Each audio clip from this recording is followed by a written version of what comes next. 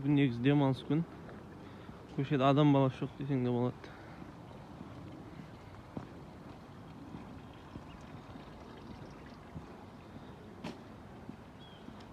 Квартирам осы жақта, спальный район екен бұл.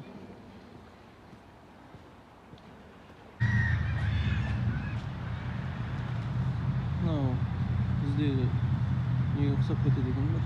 Заправканың белгісі.